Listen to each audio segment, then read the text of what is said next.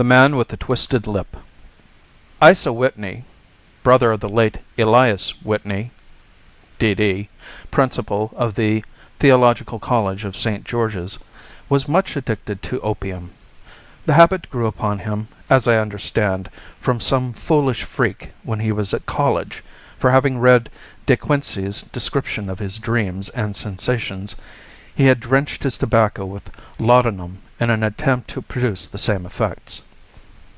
He found, as so many more have done, that the practice is easier to attain than to get rid of, and for many years he continued to be a slave to the drug, an object of mingled horror and pity to his friends and relatives.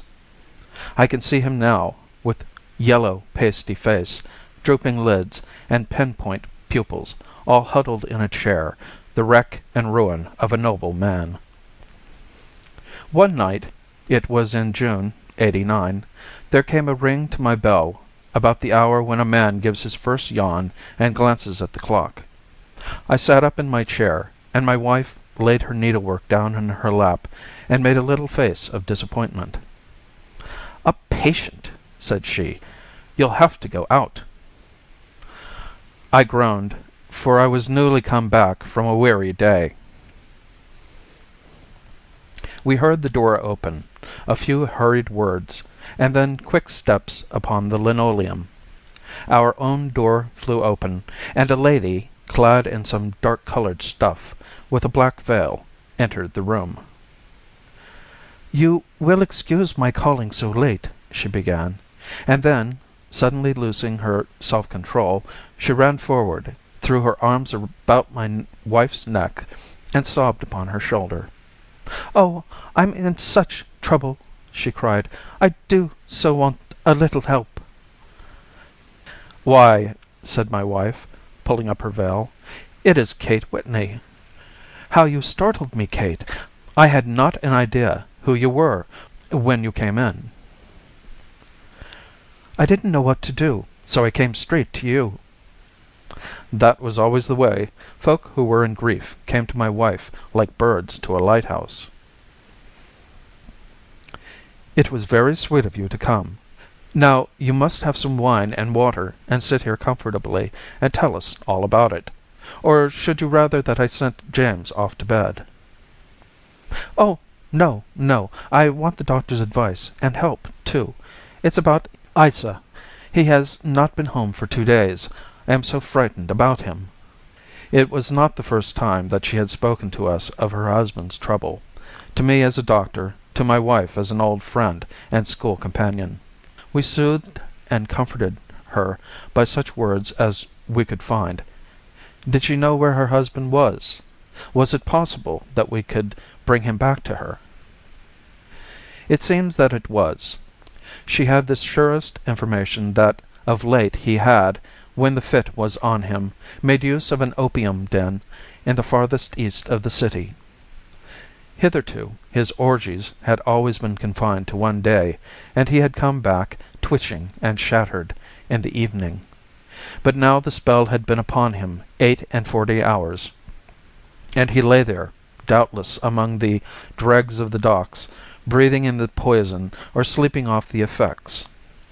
There he was to be found, she was sure of it, at the Bar of Gold in Upper Swandam Lane.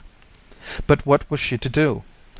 How could she, a young and timid woman, make her way into such a place, and pluck her husband out from among the ruffians who surrounded him? There was the case, and of course there was but one way out of it. Might I not escort her to this place? And then, as a second thought, why should she come at all? I was Isa Whitney's medical adviser, and as such I had influence over him. I could manage it better if I were alone. I promised her on my word that I would send him home in a cab within 2 hours, if he were indeed at the address which she had given me. And so in 10 minutes I had left my armchair and cheery sitting room behind me, and was speeding eastward in a hansom on a strange errand, as it seemed to me at the time, though the future only could show how strange it was to be.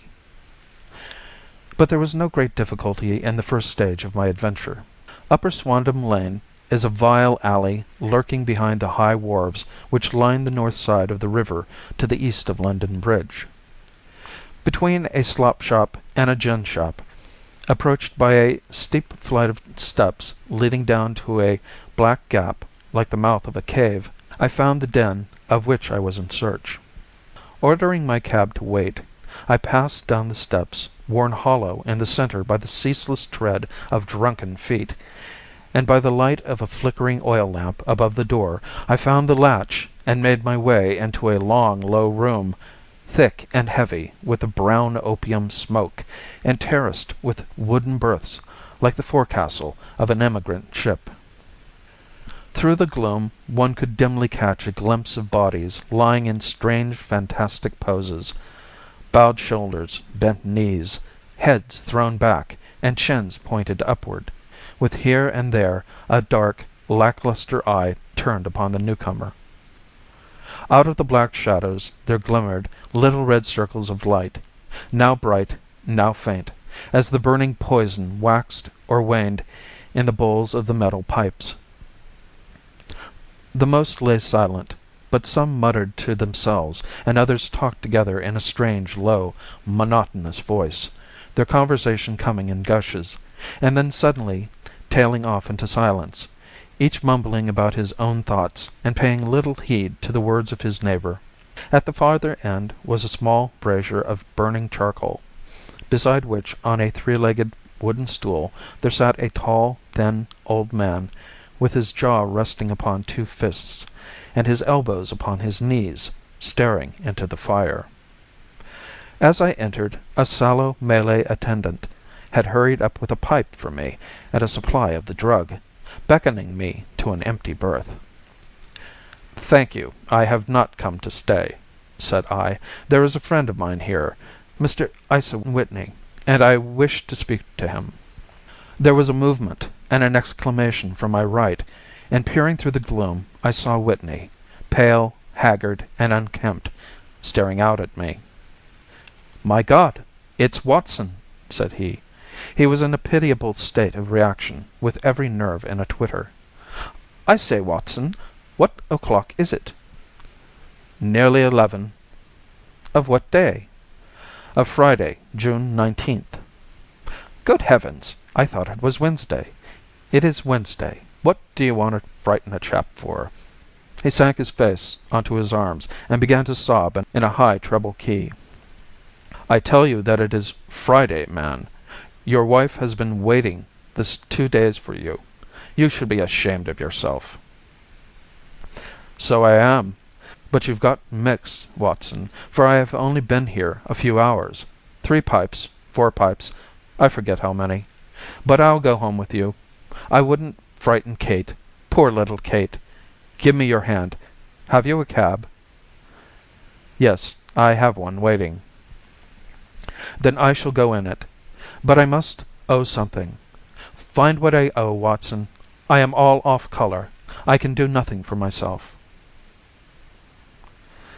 I walked down the narrow passage between the double row of sleepers, holding my breath to keep out the vile, stupefying fumes of the drug, and looking about for the manager.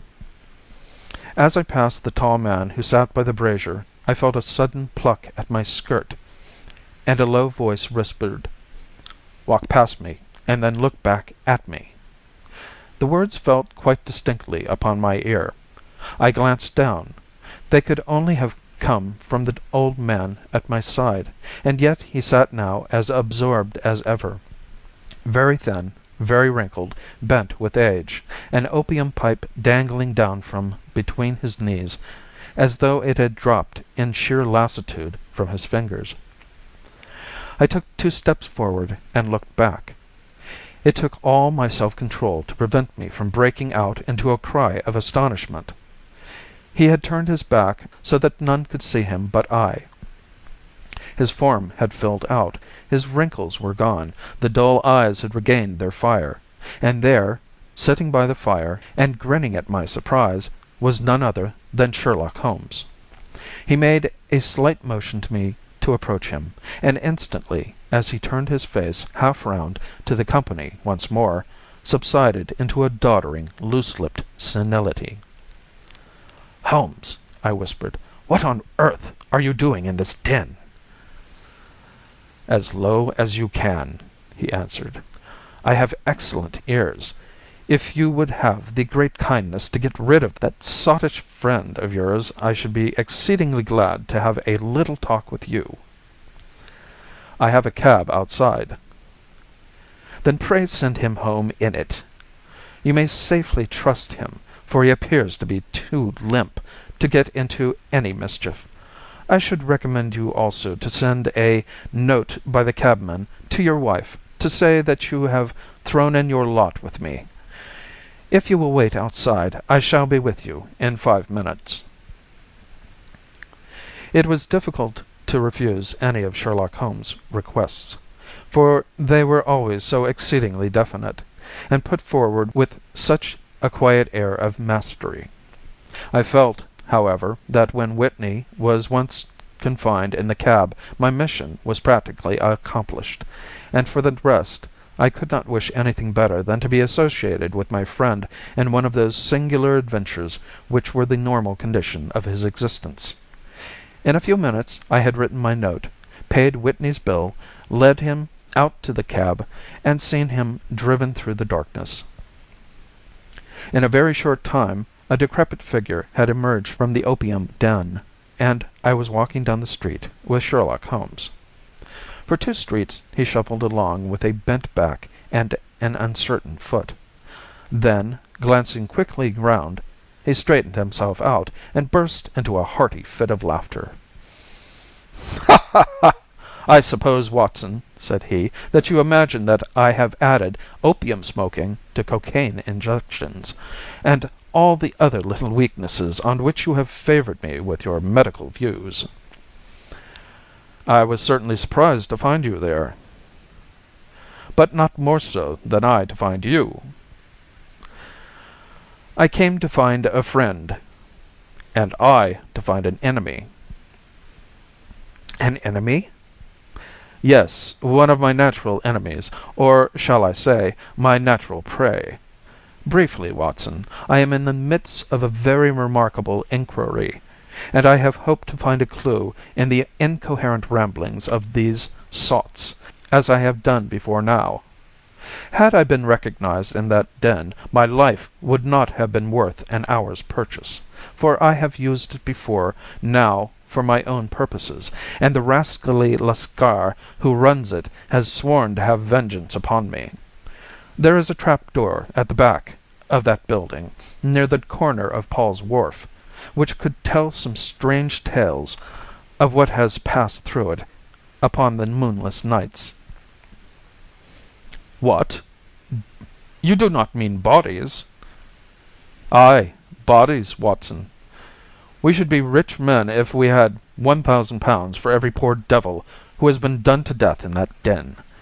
It is the vilest murder trap on the whole riverside, and I fear that Neville St. Clair has entered it never to leave it more. But our trap should be here." He put his 2 forefingers between his teeth and whistled shrilly, a signal which was answered by a similar whistle from the distance, followed shortly by the rattle of wheels and the clink of horses' hoofs. "Now, Watson," said Holmes, as a tall dog cart dashed up through the gloom, throwing out 2 golden tunnels of yellow light from its side lanterns, "you'll come with me, won't you?" "If I can be of use." "Oh, a trusty comrade is always of use, and a chronicler still more so. My room at the Cedars is a double-bedded one." "The Cedars?" "Yes, that is Mr. St. Clair's house. I am staying there while I conduct the inquiry." "Where is it, then?" "Near Lee, in Kent. We have a 7-mile drive before us." "But I am all in the dark." "Of course you are. You'll know about it presently. Jump up here. All right, John. We shall not need you. Here's ½ crown. Look out for me tomorrow about 11. Give her head. So long, then." He flicked the horse with his whip, and we dashed away through the endless succession of sombre and deserted streets, which widened gradually until we were flying across a broad balustraded bridge with the murky river flowing sluggishly beneath us. Beyond lay another dull wilderness of bricks and mortar, its silence broken only by the heavy, regular footfall of the policeman or the songs and shouts of some belated party of revelers. A dull wrack was drifting slowly across the sky, and a star or two twinkled dimly here and there through the rifts of the clouds. Holmes drove in silence, with his head sunk upon his breast, and the air of a man who is lost in thought, while I sat beside him, curious to learn what his new quest might be, which seemed to tax his powers so sorely, and yet afraid to break in upon the current of his thoughts. We had driven several miles, and were beginning to get to the fringe of the belt of suburban villas, when he shook himself, shrugged his shoulders, and lit up his pipe with the air of a man who has satisfied himself that he is acting for the best. "You have a grand gift of silence, Watson," said he. "It makes you quite invaluable as a companion. 'Pon my word, it is a great thing for me to have some one to talk to, for my own thoughts are not over pleasant. I was wondering what I should say to this dear little woman to night when she meets me at the door." "You forget that I know nothing about it." "I shall just have time to tell you the facts of the case before we get to Lee. It seems absurdly simple, and yet, somehow, I can get nothing to go upon. There's plenty of thread, no doubt, but I can't get the end of it into my hand. Now, I'll state the case clearly and concisely to you, Watson, and maybe you can see a spark where all is dark to me." "Proceed, then." "Some years ago, to be definite, in May, 1884, there came to Lee a gentleman, Neville St. Clair by name, who appeared to have plenty of money. He took a large villa, laid out the grounds very nicely, and lived generally in good style. By degrees he made friends in the neighborhood, and in 1887 he married the daughter of a local brewer, by whom he now has 2 children. He had no occupation, but was interested in several companies, and went into town as a rule in the morning, returning by the 5:14 from Cannon Street every night. Mr. St. Clair is now 37 years of age, is a man of temperate habits, a good husband, a very affectionate father, and a man who is popular with all who know him.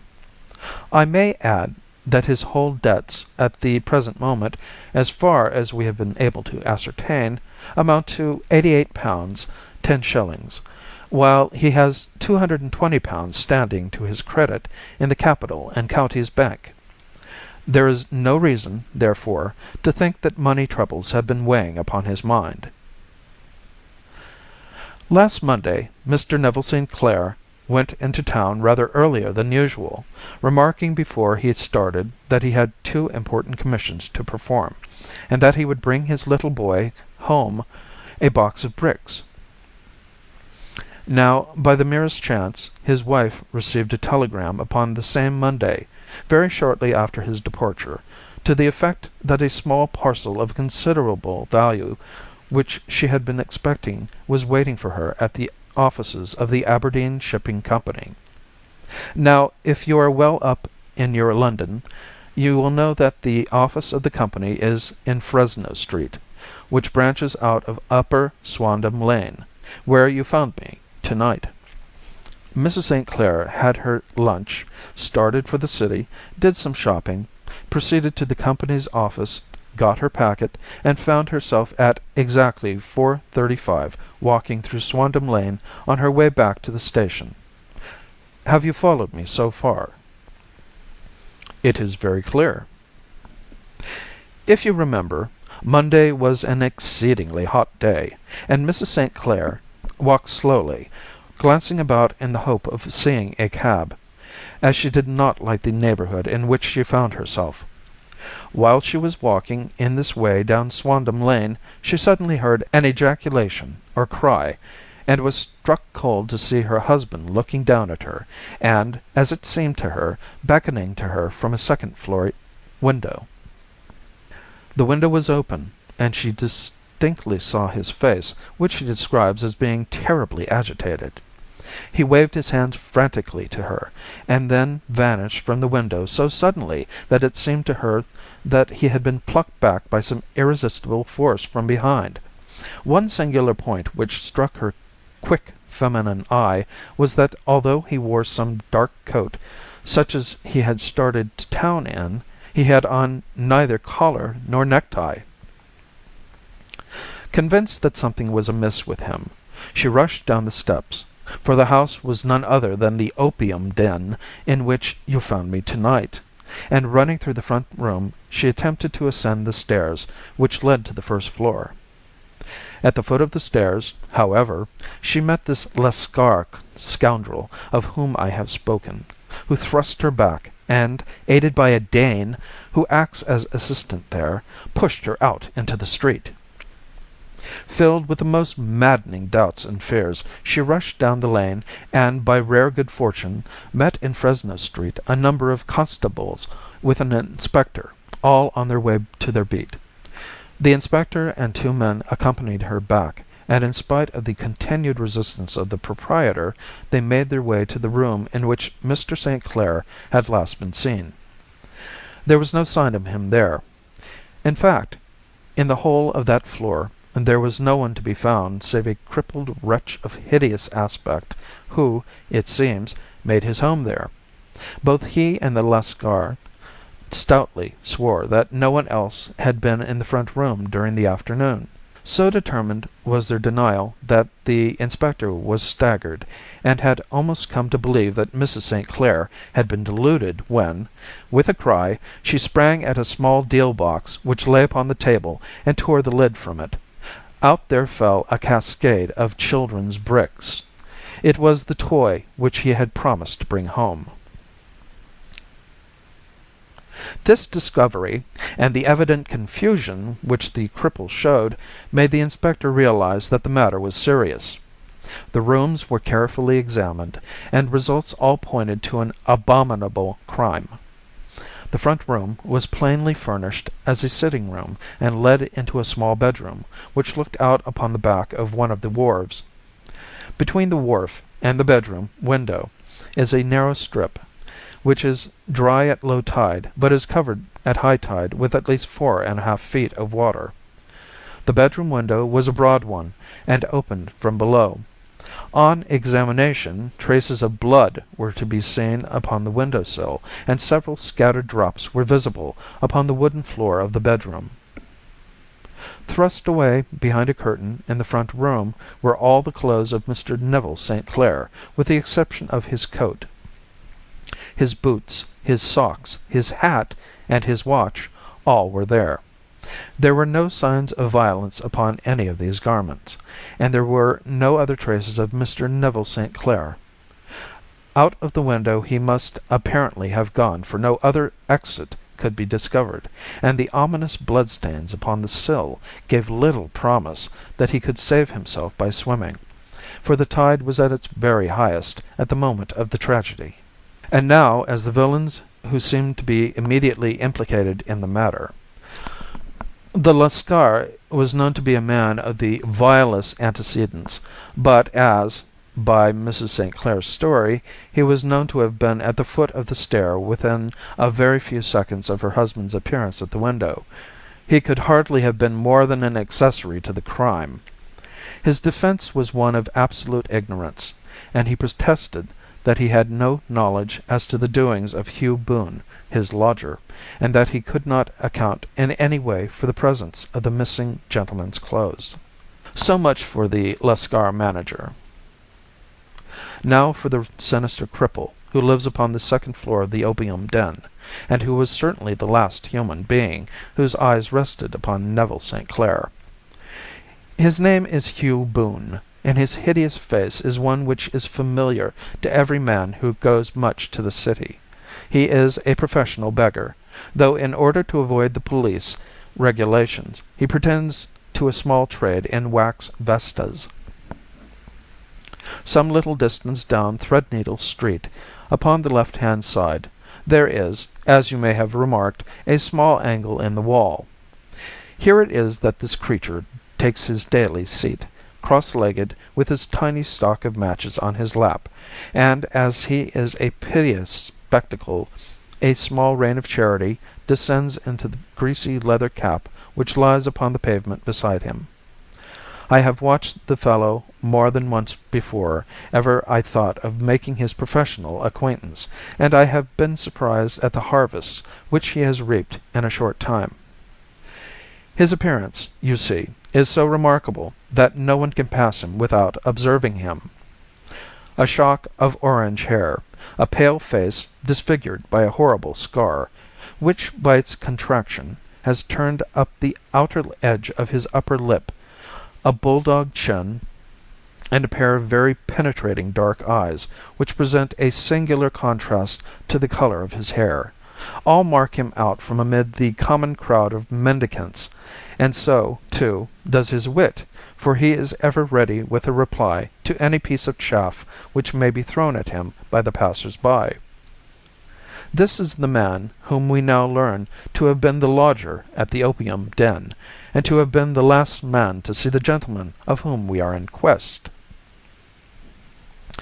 "But a cripple," said I. "What could he have done single-handed against a man in the prime of life?" "He is a cripple in the sense that he walks with a limp, but in other respects he appears to be a powerful and well-nurtured man. Surely your medical experience would tell you, Watson, that weakness in one limb is often compensated for by exceptional strength in the others." "Pray continue your narrative." "Mrs. St. Clair had fainted at the sight of the blood upon the window, and she was escorted home in a cab by the police, as her presence could be of no help to them in their investigations. Inspector Borton, who had charge of the case, made a very careful examination of the premises, but without finding anything which threw any light upon the matter. One mistake had been made in not arresting Boone instantly, as he was allowed some few minutes during which he might have communicated with his friend the Lascar, but this fault was soon remedied, and he was seized and searched without anything being found which could incriminate him. There were, it is true, some bloodstains upon his right shirt sleeve, but he pointed to his ring finger, which had been cut near the nail, and explained that the bleeding came from there, adding that he had been to the window not long before, and that the stains which had been observed there came doubtless from the same source. He denied strenuously having ever seen Mr. Neville St. Clair, and swore that the presence of the clothes in his room was as much a mystery to him as to the police. As to Mrs. St. Clair's assertion that she had actually seen her husband at the window, he declared that she must have been either mad or dreaming. He was removed, loudly protesting, to the police station, while the inspector remained upon the premises in the hope that the ebbing tide might afford some fresh clue. And it did, though they hardly found upon the mud bank what they had feared to find. It was Neville St. Clair's coat, and not Neville St. Clair, which lay uncovered as the tide receded. And what do you think they found in the pockets?" "I cannot imagine."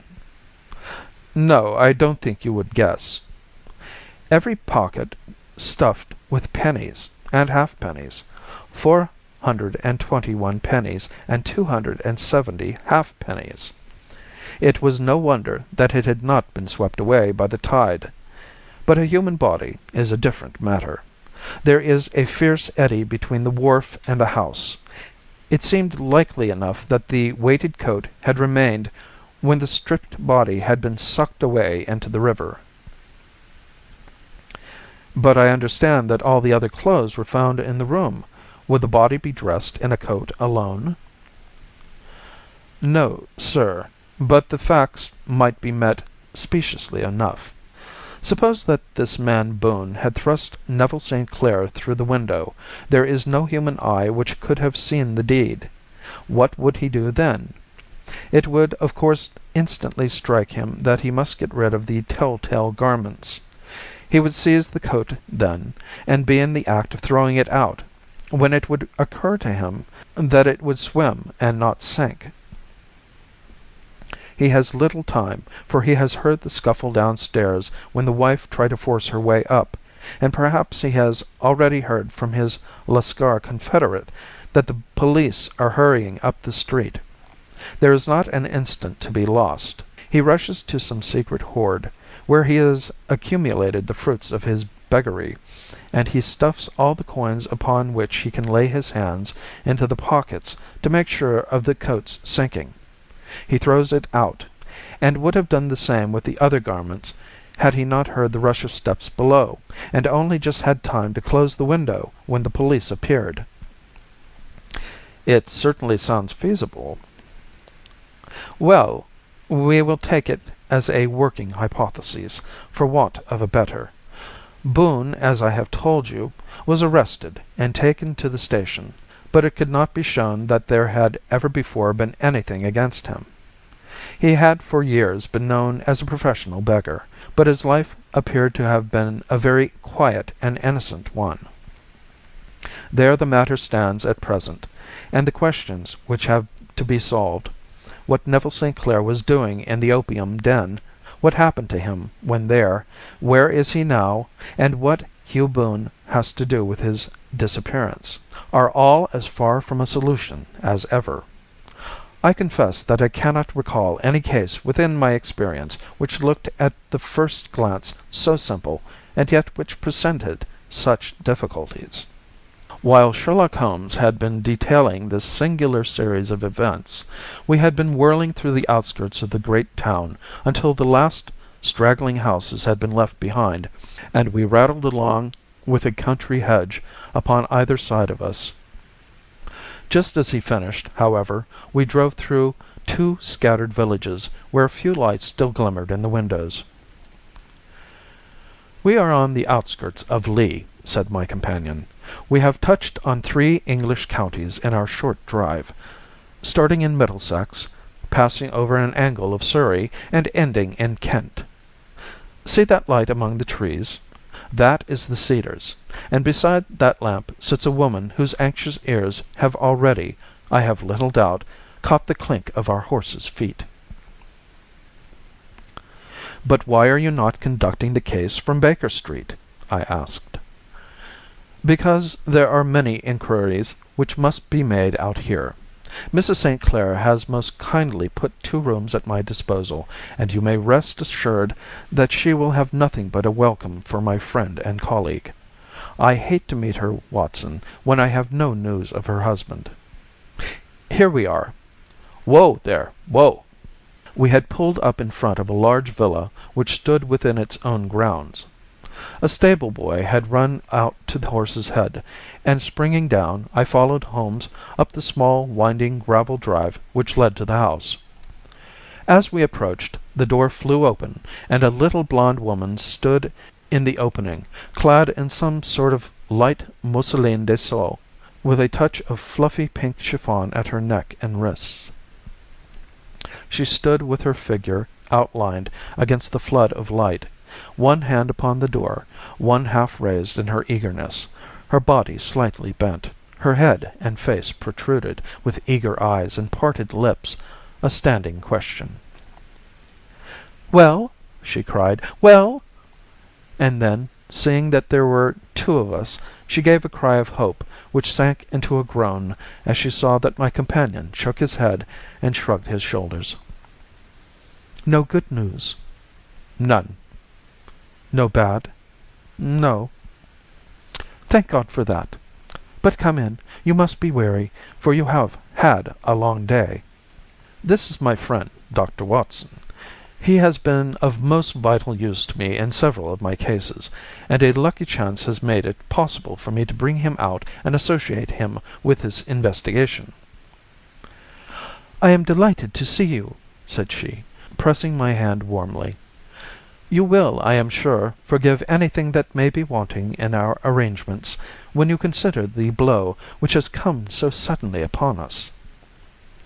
"My dear madam," said I am an old campaigner, and if I were not I can very well see that no apology is needed. If I can be of any assistance, Either to you or to my friend here I shall be indeed happy."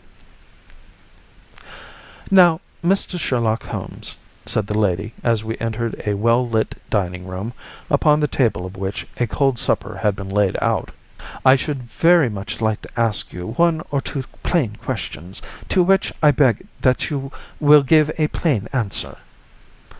"Certainly, madam." "Do not trouble about my feelings. I am not hysterical, nor given to fainting.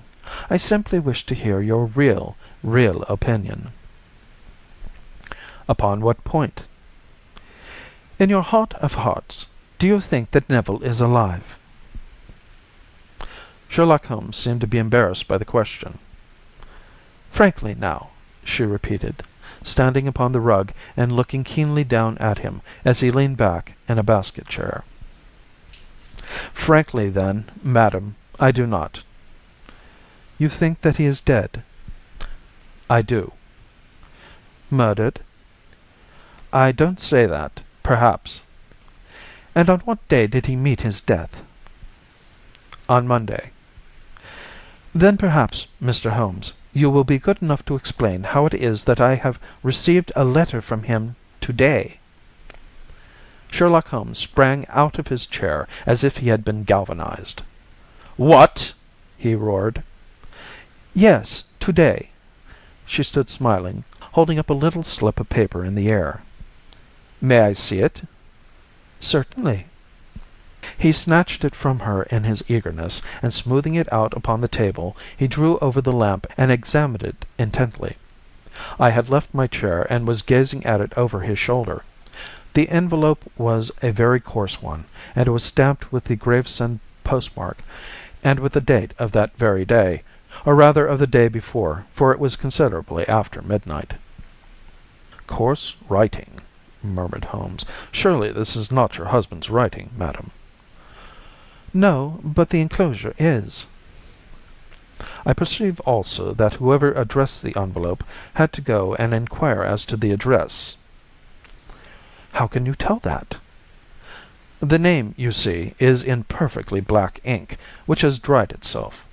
The rest is of the grayish color, which shows that blotting paper has been used. If it had been written straight off and then blotted, none would be of a deep black shade. This man has written the name, and there has then been a pause before he wrote the address, which can only mean that he was not familiar with it. It is, of course, a trifle, but there is nothing so important as trifles. Let us now see the letter. Ha! There has been an enclosure here." "Yes, there was a ring, his signet ring." "And you are sure that this is your husband's hand?" "One of his hands." "One?" "His hand when he wrote hurriedly. It is very unlike his usual writing, and yet I know it well." "Dearest, do not be frightened. All will come well. There is a huge error which it may take some little time to rectify. Wait in patience. Neville." Written in pencil upon the fly leaf of a book, octavo size, no watermark. Hum. Posted to day in Gravesend by a man with a dirty thumb. Ha! And the flap has been gummed, if I am not very much in error, by a person who had been chewing tobacco. And you have no doubt that it is your husband's hand, madam?" "None. Neville wrote those words." "And they were posted to day at Gravesend.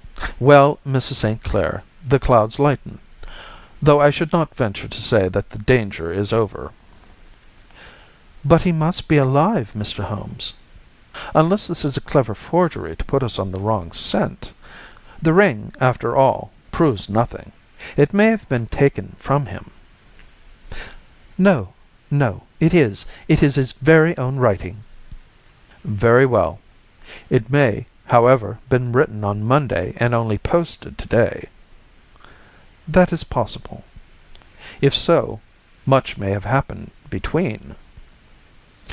"Oh, you must not discourage me, Mr. Holmes. I know that all is well with him. There is so keen a sympathy between us that I should know if evil came upon him.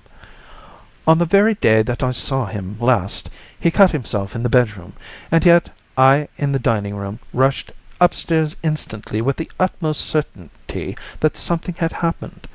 Do you think that I would respond to such a trifle and yet be ignorant of his death?" "I have seen too much not to know that the impression of a woman may be more valuable than the conclusion of an analytical reasoner. And in this letter you certainly have a very strong piece of evidence to corroborate your view. But if your husband is alive and able to write letters, why should he remain away from you?" "I cannot imagine. It is unthinkable." "And on Monday he made no remarks before leaving you?" "No." "And you were surprised to see him in Swandam Lane?" "Very much so." "Was the window open?" "Yes." "Then he might have called to you?" "He might." "He only, as I understood, gave an inarticulate cry?" "Yes." "A call for help, you thought?" "Yes, he waved his hands." "But it might have been a cry of surprise. Astonishment at the unexpected sight of you might cause him to throw up his hands?" "It is possible." "And you thought he was pulled back?" "He disappeared so suddenly." "He might have leapt back. You did not see any one else in the room?" "No, but this horrible man confessed to having been there, and the Lascar was at the foot of the stairs." "Quite so. Your husband, as far as you could see, had his ordinary clothes on." "But without his collar or tie. I distinctly saw his bare throat." "Had he ever spoken of Swandam Lane?" "Never." "Had he ever shown any signs of having taken opium?" "Never." "Thank you, Mrs. St. Clair. Those are the principal points about which I wish to be absolutely clear. We shall now have a little supper and then retire, for we may have a very busy day to morrow." A large and comfortable double-bedded room had been placed at our disposal, and I was quickly between the sheets, for I was weary after my night of adventure. Sherlock Holmes was a man, however, who, when he had an unsolved problem upon his mind, would go for days, and even for a week, without rest, turning it over, rearranging his facts, looking at it from every point of view until he had either fathomed it or convinced himself that his data were insufficient. It was soon evident to me that he was now preparing for an all-night sitting. He took off his coat and waistcoat, and put on a large blue dressing gown, and then wandered about the room collecting pillows from his bed and cushions from the sofa and armchairs. With these he constructed a sort of Eastern divan, upon which he perched himself cross-legged, with an ounce of shag tobacco and a box of matches laid out in front of him. In the dim light of the lamp I saw him sitting there, an old briar pipe between his lips, his eyes fixed vacantly upon the corner of the ceiling, the blue smoke curling up from him, silent, motionless, with the light shining upon his strong-set, aquiline features. So he sat as I dropped off to sleep, and so he sat when a sudden ejaculation caused me to wake up, and I found the summer sun shining into the apartment. The pipe was still between his lips, the smoke still curled upward, and the room was full of a dense tobacco haze, but nothing remained of the heap of shag which I had seen upon the previous night. "Awake, Watson?" he asked. "Yes." "Game for a morning drive?" "Certainly." "Then dress. No one is stirring yet, but I know where the stable boy sleeps, and we shall soon have the trap out." He chuckled to himself as he spoke. His eyes twinkled, and he seemed a different man to the somber thinker of the previous night. As I dressed, I glanced at my watch. It was no wonder that no one was stirring. It was 25 minutes past 4.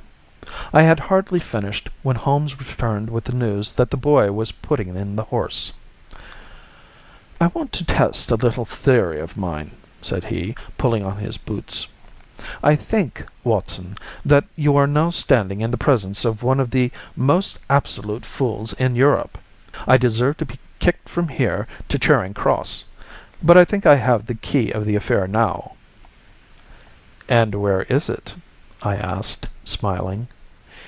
"In the bathroom," he answered. "Oh, yes, I am not joking," he continued, seeing my look of incredulity. "I have just been there, and I have taken it out, and I have got it in this Gladstone bag. Come on, my boy, and we shall see whether it will not fit the lock." We made our way downstairs as quietly as possible, and out into the bright morning sunshine. In the road stood our horse and trap, with the half-clad stable boy waiting at the head. We both sprang in, and away we dashed down the London road. A few country carts were stirring, bearing in vegetables to the metropolis, but the lines of villas on either side were as silent and lifeless as some city in a dream. "It has been in some points a singular case," said Holmes, flicking the horse on into a gallop. "I confess that I have been as blind as a mole, but it is better to learn wisdom late than never to learn it at all." In town, the earliest risers were just beginning to look sleepily from their windows as we drove through the streets of the Surrey side. Passing down the Waterloo Bridge Road, we crossed over the river, and, dashing up Wellington Street, wheeled sharply to the right and found ourselves in Bow Street. Sherlock Holmes was well known to the force, and the two constables at the door saluted him. One of them held the horse's head while the other let us in. "Who is on duty?" asked Holmes. "Inspector Bradstreet, sir." "Ah, Bradstreet, how are you?" A tall, stout official had come down the stone-flagged passage in a peaked cap and frogged jacket. "I wish to have a quiet word with you, Bradstreet." "Certainly, Mr. Holmes. Step into my room here." It was a small, office-like room, with a huge ledger upon the table and a telephone projecting from the wall. The inspector sat down at his desk. "What can I do for you, Mr. Holmes?" "I called about that beggar man, Boone, the one who was charged with being concerned in the disappearance of Mr. Neville St. Clair, of Lee." "Yes, he was brought up and remanded for further inquiries." "So I heard. You have him here?" "In the cells." "Is he quiet?" "Oh, he gives no trouble, but he is a dirty scoundrel." "Dirty?" "Yes, it is all we can do to make him wash his hands, and his face is as black as a tinker's. Well, once his case has been settled, he will have a regular prison bath, and I think, if you saw him, you would agree with me that he needed it." "I should like to see him very much." "Would you? That is easily done. Come this way. You can leave your bag." "No, I think that I'll take it." "Very good. Come this way, if you please." He led us down a passage, opened a barred door, passed down a winding stair, and brought us to a whitewashed corridor with a line of doors on each side. "The third on the right is his," said the inspector. "Here it is." He quietly shot back a panel in the upper part of the door and glanced through. "He is asleep," said he. "You can see him very well." We both put our eyes to the grating. The prisoner lay with his face towards us, in a very deep sleep, breathing slowly and heavily. He was a middle-sized man, coarsely clad, as became his calling, with a coloured shirt protruding through the rent in his tattered coat. He was, as the inspector had said, extremely dirty, but the grime which covered his face could not conceal its repulsive ugliness. A broad weal from an old scar ran right across it from eye to chin, and by its contraction had turned up one side of the upper lip, so that 3 teeth were exposed in a perpetual snarl. A shock of very bright red hair grew low over his eyes and forehead. "He's a beauty, isn't he?" said the inspector. "He certainly needs a wash," remarked Holmes. "I had an idea that he might, and I took the liberty of bringing the tools with me." He opened the Gladstone bag as he spoke, and took out, to my astonishment, a very large bath sponge. "He he! You are a funny one," chuckled the inspector. "Now, if you will have the great goodness to open that door very quietly, we will soon make him cut a much more respectable figure." "Well, I don't know why not," said the inspector. "He doesn't look a credit to the Bow Street cells, does he?" He slipped his key into the lock, and we all very quietly entered the cell. The sleeper half turned, and then settled down once more into a deep slumber. Holmes stooped to the water jug, moistened his sponge, and then rubbed it twice vigorously across and down the prisoner's face. "Let me introduce you," he shouted, "to Mr. Neville St. Clair, of Lee, in the county of Kent." Never in my life have I seen such a sight. The man's face peeled off under the sponge like the bark from a tree. Gone was the coarse brown tint. Gone, too, was the horrid scar which had seamed a cross, and the twisted lip which had given the repulsive sneer to the face. A twitch brought away the tangled red hair, and there, sitting up in his bed, was a pale, sad-faced, refined-looking man, black-haired and smooth-skinned, rubbing his eyes and staring about him with sleepy bewilderment. Then suddenly, realizing the exposure, he broke into a scream and threw himself down with his face to the pillow. "Great heavens!" cried the inspector. "It is indeed the missing man. I know him from the photograph." The prisoner turned with the reckless air of a man who abandons himself to his destiny. "Be it so," said he. "And pray what I am charged with?" "With making away with Mr. Neville St. Oh, come, you can't be charged with that unless they make a case of attempted suicide of it," said the inspector with a grin. "Well, I have been 27 years in the force, but this really takes the cake." "If I am Mr. Neville St. Clair, then it is obvious that no crime has been committed and that, therefore, I am illegally detained." "No crime, but a very great error has been committed," said Holmes. "You would have done better to have trusted your wife." "It was not the wife, it was the children," groaned the prisoner. "God help me, I would not have them ashamed of their father. My God, what an exposure! What can I do?" Sherlock Holmes sat down beside him on the couch and patted him kindly on the shoulder. "If you leave it to the court of law to clear the matter up," said he, "of course you can hardly avoid publicity. On the other hand, if you convince the police authorities that there is no possible case against you, I do not know that there is any reason that the details should find their way into the papers. Inspector Bradstreet would, I am sure, make notes upon anything which you might tell us and submit it to the proper authorities. The case would then never go into court at all." "God bless you!" cried the prisoner passionately. "I would have endured imprisonment, ay, even execution, rather than have left my miserable secret as a family blot to my children. You are the first who have ever heard my story. My father was a schoolmaster in Chesterfield, where I received an excellent education. I travelled in my youth, took to the stage, and finally became a reporter of an evening paper in London. One day my editor wished to have a series of articles upon begging in the metropolis, and I volunteered to supply them. There was the point from which all my adventures started. It was only by trying begging as an amateur that I could get the facts upon which to base my articles. When an actor, I had, of course, learned all the secrets of making up, and had been famous in the green room for my skill. I took advantage now of my attainments. I painted my face, and to make myself as pitiable as possible, I made a good scar, and fixed one side of my lip in a twist by the aid of a small slip of flesh-colored plaster. Then, with a red head of hair and an appropriate dress, I took my station in the business part of the city, ostensibly as a match seller, but really as a beggar.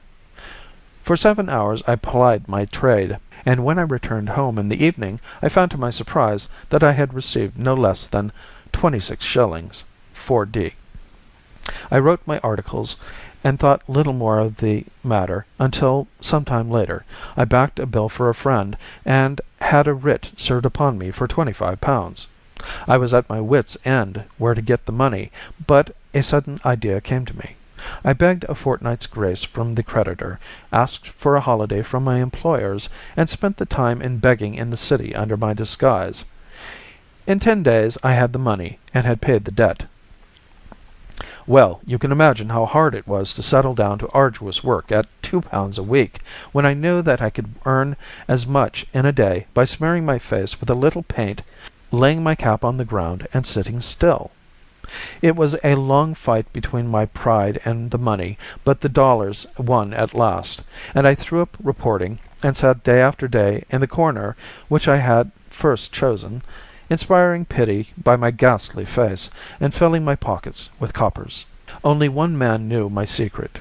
He was the keeper of a low den in which I used to lodge in Swandam Lane, where I could every morning emerge as a squalid beggar, and in the evenings transform myself into a well-dressed man about town.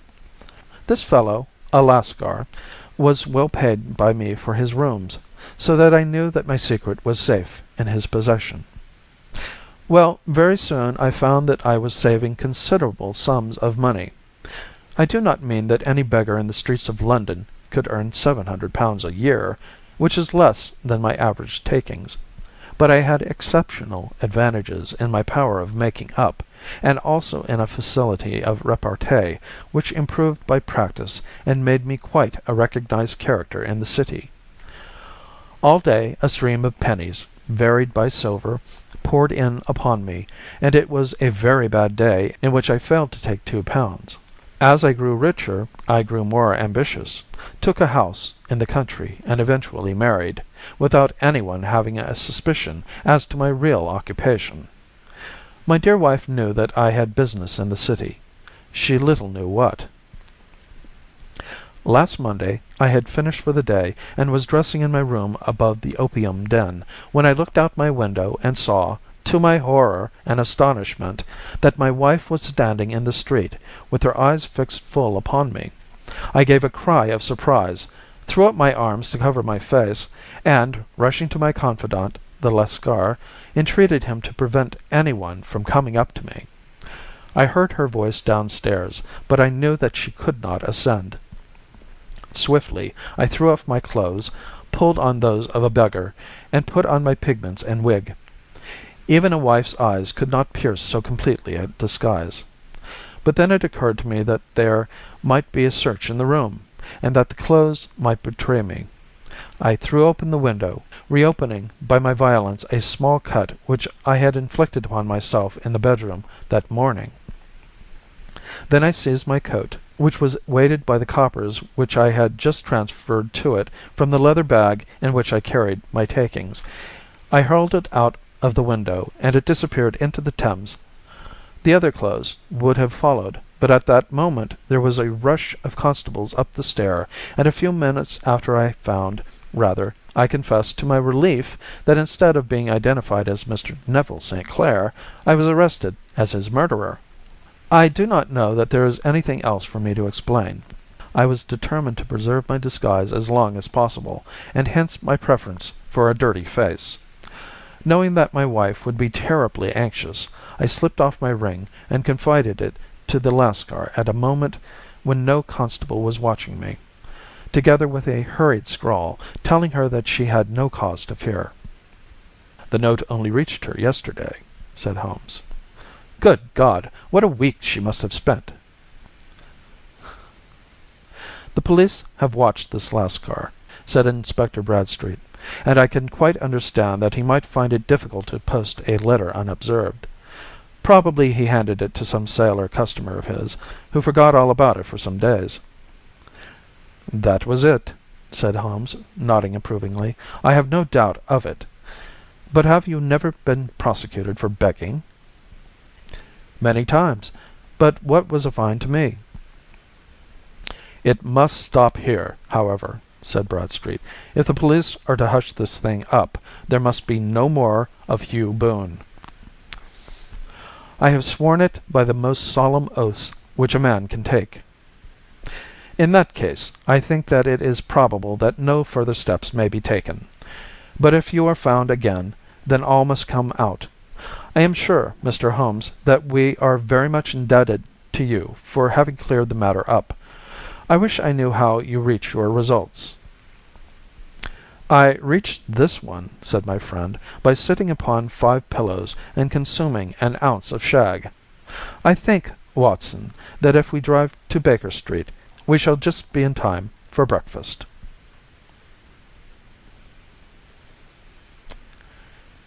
End of The Man with the Twisted Lip